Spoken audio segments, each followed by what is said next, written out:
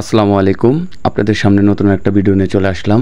আমার হাতে এখন যেটা দেখতেছেন এটা একটি 56 ইঞ্চি ফ্যান।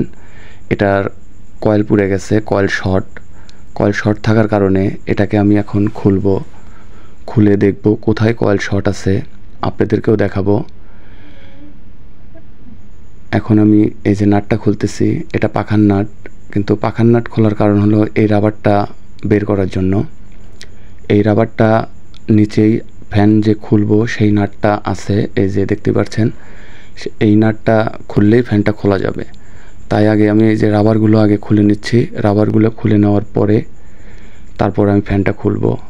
দেখতে থাকুন কিভাবে আমি এই ফ্যানের নাটগুলো খুলি এবং ফ্যানটা পুরোপুরি কিভাবে খুলতে হয় দেখুন।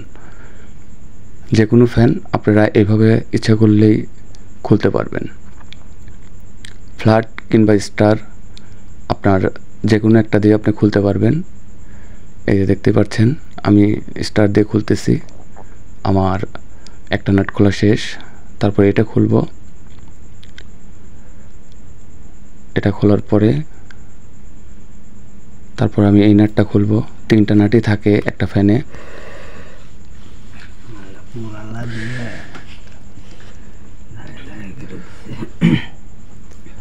এই খুললাম, এটা ভেঙে গেছে, সমস্যা নাই, এটা ভেঙে গেছে।